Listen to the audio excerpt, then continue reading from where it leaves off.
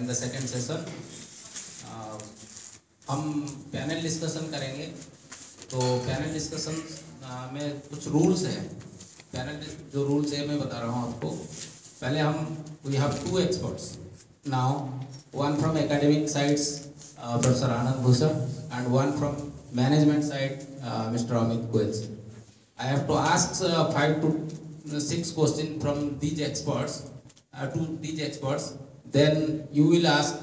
After that you will ask the questions, and you will write some your question and give to the experts, and they will answer your question. Thank you.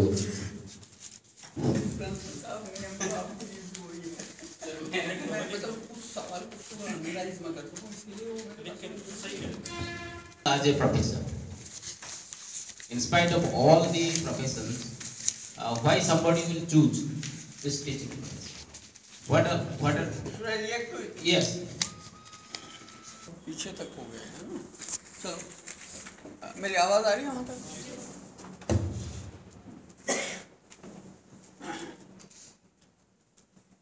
सवाल principal साहब का है, why somebody should choose teaching as a profession?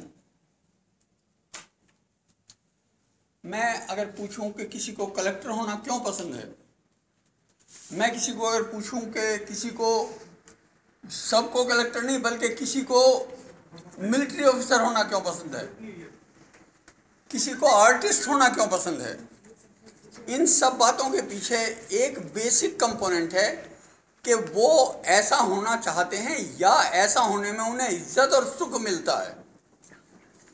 जब भी कोई इसके अलावा किसी और तर्क को लेकर के किसी जॉब को चूज करता है, वो बहुत सुखी नहीं होता जीवन में। इसके मायने ये हैं कि उसी आदमी को टीचिंग चूज करना चाहिए जिसको टीचिंग के काम में मन रमता हो, सुख मिलता हो। इसके अलावा कोई और तर्क अगर है, मेरे पति ने ये कह दिया, मेरे ससुर ये चाहते हैं, मेरे पिताजी ऐसा करना चाहते हैं, या इतने पैसे मिलते हैं, या मेरे घर के पास ये काम है, तो वो सदा ही दुखी रहेंगे, टेंस रहेंगे। इसलिए अगर मन रमे तब ये काम टेकअप करो, सारी जिंदगी सुखी और संपन्न जिंदगी जियोगे। आज तो एक बड़ा तर्क और भी है। आप लोगों में से सीनियर लोग तो जानते ही हैं, आप लोग भी शायद जानते होंगे कि ये जो 2003-04 कब था, सैलरी रिवीजन 7 को था, 7 में था, 2006 के सैलरी रिवीजन में टीचिंग जॉब को at par with administrative and military jobs रख दिया गया था। देयर वाज ए टाइम जहां एक IAS ऑफिसर को 2 गुनी से भी ज्यादा सैलरी मिलती थी और एक पोस्ट ग्रेजुएट टीचर को कम मिलती थी। तब भी कुछ लोग पोस्ट ग्रेजुएट टीचिंग पसंद करते थे। आज वो तर्क भी खत्म हो गया। सैलरी तीनों जगह हैं। जो डिप्टी सेक्रेटरी है उसे प्रोफेसर के एट पार सैलरी है, am I right? इसी तरह से जो मतलब मैं जितनी सैलरी पाता था वही कर्नल पाते हैं। तो कहने का मतलब सैलरी तो सारा का सारा एक सिस्टम हो गया। अब क्या रहा कि या तो अवेलेबिलिटी या फिर पैसा या फिर मन। अवेलेबिलिटी भी तो जल्दी या देर में पीछे रह जाती है। जब आपको मन करे तो वैसा हो जाए। यही एक तर्क मेरे निगाह में है। बाकी और तो कंप्रोमाइजेस हैं, हालात के साथ करना ही पड़ता है। कई बार मान लीजिए ससुराल वाले सारे ये चाहते हैं कि इस घर के कॉलेज में वो लड़की करेगी तो घर सुखी रहेगा। उन बातों को भी थोड़ा मोल देना चाहिए। केवल सेल्फ सेंटर्ड होकर के जब हम डिसीजन लेते हैं, परिवार को इग्नोर करके या और सब बातों को इग्नोर करके, तब किसी ना किसी प्रोपोर्शन में माल एडजस्टमेंट होते हैं।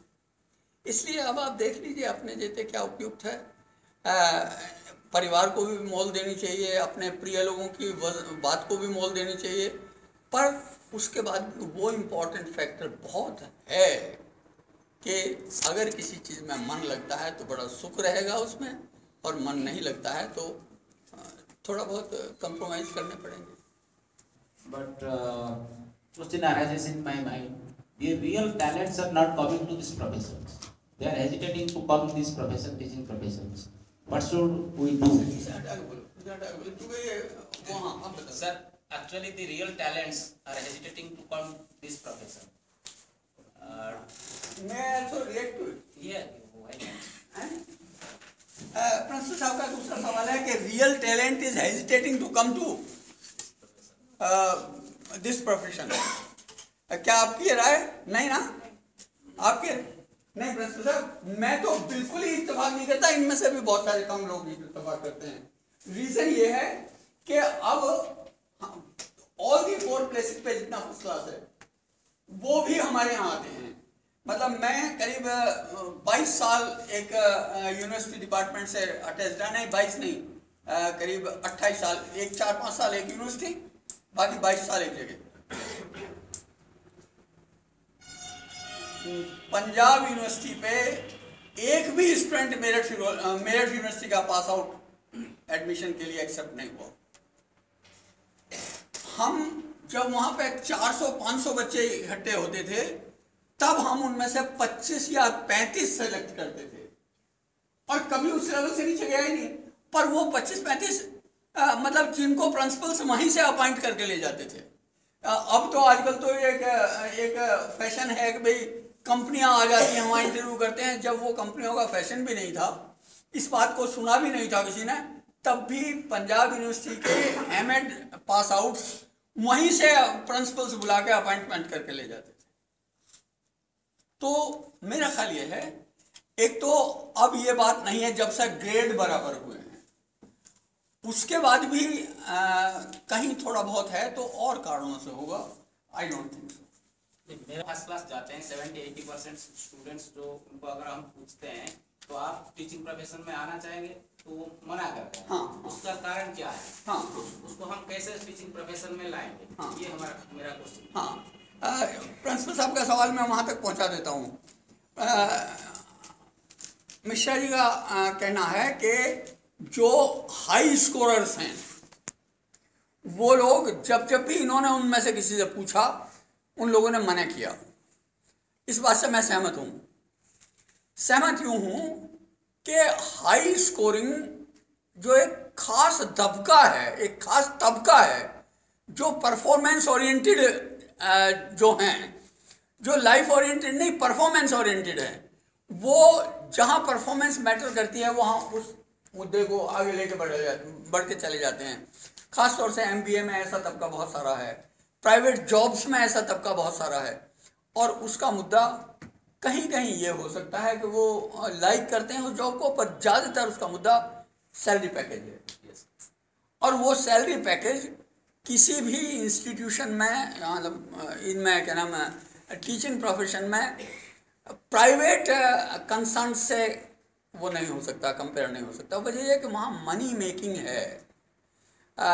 इस बार आईआईटी का आईआईएम का जो 2nd या 3rd पोजीशन है कंट्री में, उसको 2 करोड़ रुपए मिले हैं साल के. 2 करोड़. देखिए, जिनका ओरिएंटेशन केवल पैसा है वो तो ना ही आए इस प्रोफेशन में, अच्छा है. मेरा पर्सनल एक्सपीरियंस ये है कि जब हमारे टीचर्स 400 रुपये पाते थे और आज जब हमारे टीचर्स 40,000 से ऊपर पाते हैं, उनमें से कुछ लोगों का जो प्रोफेशनल ओरिएंटेशन था वो कम हुआ है, ज़्यादा नहीं हुआ. चूँकि मैंने उनमें से भी कुछ लोगों को ज़बरदस्ती पैसा वसूल करके प्राइवेट कॉलेजेस में जाकर के उनसे वो पैसे लेकर के इतने नंबर देंगे, इतने पैसे लेंगे, आज भी देखा है. ऐसा नहीं लगा कि अरे अब तो हमें 40,000 पाते हैं, अब हमें किस चीज़ की ज़रूरत है.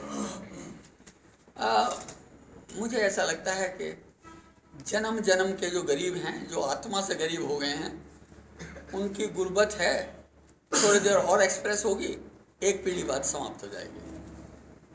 के बाद पढ़ाना नहीं चाहते हैं. Only they are taking and they do not know how to teach. Class में जाते हैं, अटेंडेंस ले लिए हैं, फला आज तुमने क्या किया, फला ने क्या किया, क्या खाया, स्टूडेंट्स ऐसा करते हैं। नहीं, ऑब्जर्वेशन आपकी मुझ तक पहुंच गई, सवाल क्या है? सवाल ये है तो उन लोगों के लिए हम सोसाइटी को क्या मैसेज देना चाहिए, क्या करें उनको